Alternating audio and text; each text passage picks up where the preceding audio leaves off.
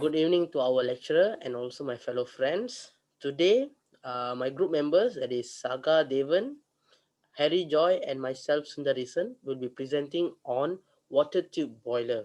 Okay, there are many types of boilers, so we have chosen the water tube boiler. So, water tube boiler usually they will be compared with the fire tube boiler. So, what we have found that water tube boiler has more advantages than the fire tube boiler. So today we are going to learn about the water tube boiler. Okay, the introduction on this is a water tube boiler can be defined as a steam boiler. Okay, it is a steam boiler in which the flow of the water in the tubes as well as hot gases encloses the tube. Okay, the water tube boilers are mainly used for generating with high temperature as well. Okay, the internal structure of this boiler includes a tiny steam drum, okay, where it is a small width tubes. Okay, the component of this boiler generate high volume of vapor for high capacity applications. These boilers are most frequently used boilers, which has replaced several boilers like fire tube. Okay, as I said, fire tube boiler due to some reasons like the weight of this tube is high volume vapor with high capacity applications. Okay, the capacity range of this boiler is from estimatedly okay 4,000 to 120,000 kg per hour. Okay, the next is the objective that we are going to know today is we are going to learn about the water tube boiler. Okay, we are going to learn about it. Next, we are going to know about the functions, the usage, okay, how it works, the working principle, everything. Next, we are going to understand about the advantages and disadvantages. Okay, every element, every material, they have their pros and cons. So today we are going to know what are the advantages and also disadvantages of this water tube boiler. Is it better or not? Or is it the fire tube boiler or other types of boiler better than this? Now, soon we are going to know about this. All right. Okay, so this is the 2D schematic diagram of the water tube boiler. Okay, water tube boiler where the water circulates inside tubes. Okay, we can see here the tube.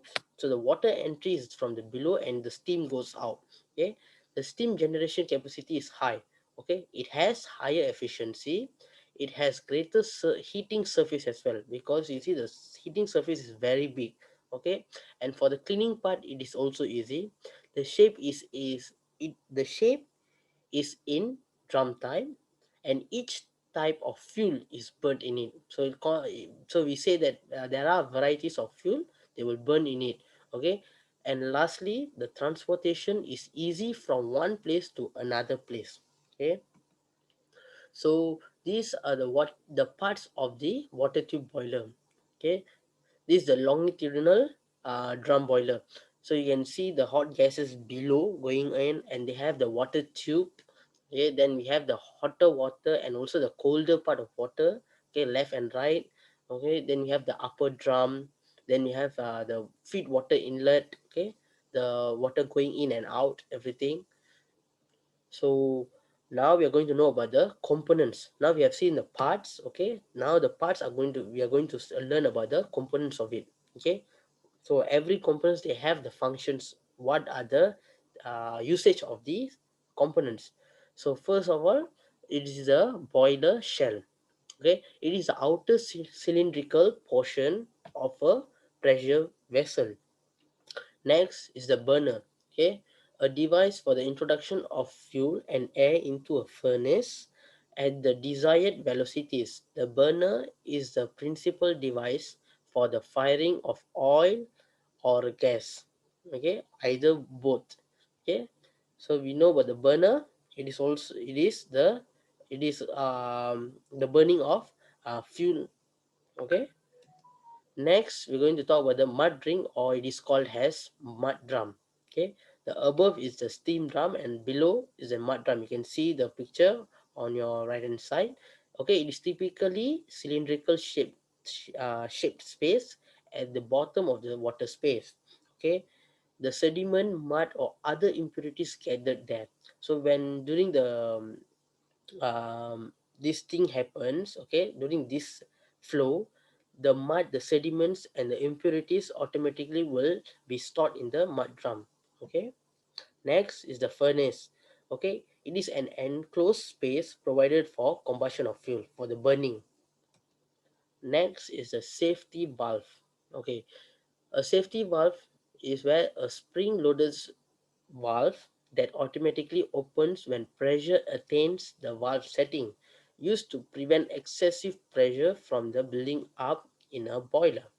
Next is a strainer, a device such as filter to retain solid particles, allowing a liquid to pass. Okay, when the liquid passes, obviously there are dirts like solid particles, so automatically it will be stored. Okay, retain, it will be filtered, okay, by this strainer. Next is a side glass, a glass tube used on a steam. Okay, you can see over there the side glass. Okay, to indicate, I mean on the steam boiler, to give a visible indication of the boiler's water level. Okay, we can see the water level indication. Next is the feed check valve. The high pressure feed water is supplied to the boiler through this valve. Okay, the high pressure water is supplied through this valve. Huh? Okay, this valve opens towards the boiler only and feeds the water to the boiler. When you open, then only the water will be transferred to the boiler. Okay, last but not least is the steam stop valve. Okay, it regulates the flow of steam supply outside. Okay, the steam will, okay, from this valve the steam goes out. Okay, next we already learned about the parts and the components. Now we are going to know about the types of water tube boiler. There are three types of water tube boiler. The first one is simple vertical boiler. Okay, for this vertical boiler it has also the horizontal one. Okay, a vertical boiler is a type of water tube boiler where the boiler barrel is oriented vertically instead of the more common horizontal orientation. Okay, so vertical boilers were used for a variety of steam powered vehicles and other mobile machines, including early steam locomotives. Okay, the diagram is just below the 3D and 2D diagram. Next is the Stirling boiler. Okay, the Stirling boiler is an early form of water tube boiler. Okay, it is the considered as a early form. Okay, old used. Okay, used to generate steam in large land-based stationary plants. Stirling boilers are one of the larger arrangements for a water tube boiler. Okay, they consist of a large brick built chamber. Okay, large brick built chamber with a sinuous gas path through it, passing over near vertical water tubes with zigzag. Okay, that is a zigzag between multiple steam drums and mud drums. Okay, the valve will be like almost, I mean the tubes will be almost like a zigzag. Next is the Babcock and Wilcox boiler. Okay, this is the most used boiler for now. Okay, the longitudinal boiler, drum boiler, is the general accepted standard of Babcock and Wilcox construction. Okay, the cost drum boiler, though originally designed to meet certain conditions of headroom, has become popular for numerous classes of work. As I said, it is mostly used, so it has become a popular for numerous classes where low headroom is not a requirement, which must be met. Okay, that's all from me. Thank you. Now I'll pass to Harry Joy to present. Thank you. Okay. For the working principle of boiler, okay, the basic working principle of boiler is very simple and easy to understand. The boiler is essentially a closed vessel inside which water is stored. Fuel is burned in a furnace and hot gases are produced. This hot gas come in contact with water vessel where the heat of this hot gas transfer to the water and constantly steam is produced in the boiler. Okay, then this steam is piped to the turbine of thermal power plant. There are many different types of boiler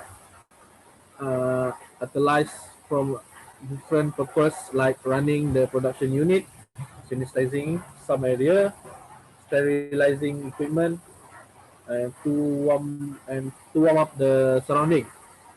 Okay. Next slide. Okay. There are three factors involved in the heat transfer in a boiler. Okay, which is radiation, conduction, and convection. Okay, next. Okay, for the radiation is the process of continuous interchange of energy by means of electromagnetic wave without a change in the temperature of the medium between two bodies involved. Radiation is the most important method of heat transfer in the funnel of steam boiler. The amount of heat transfer depends on the area of the heating surface and hot surface in the funnels. The physical law governing transmission of heat transfer by radiation is first is heat is transmitted in the straight line, then heat can be reflect and refracted, and heat is radiated in all direction.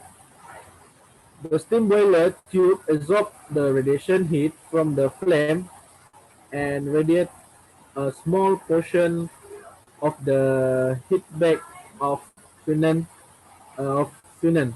Okay, radiation is present in all of steam boiler. Okay, next.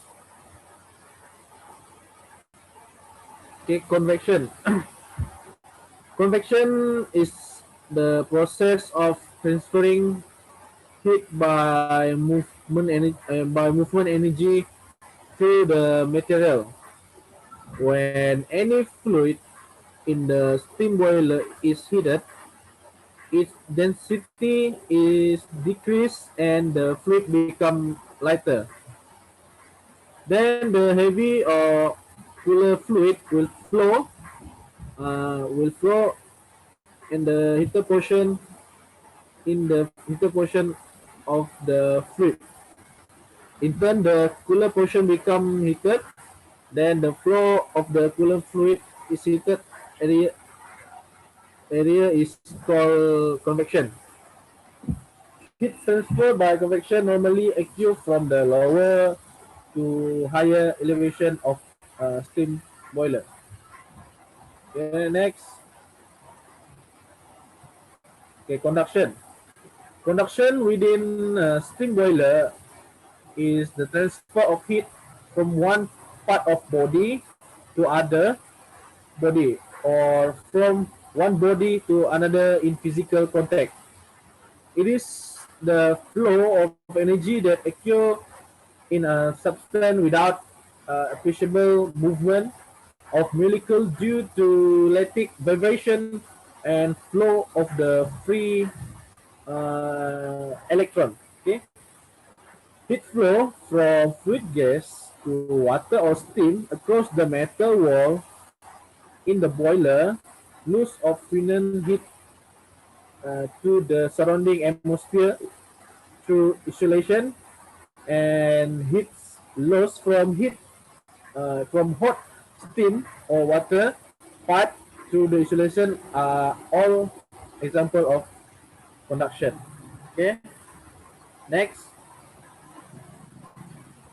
Okay, for the calculation. Okay, first of all of which have a part to play in the boiler. However, conduction is not consider is a simple boiler calculation. Okay, then heat transfer by convection rely on the bulk movement of the heated fluid in relation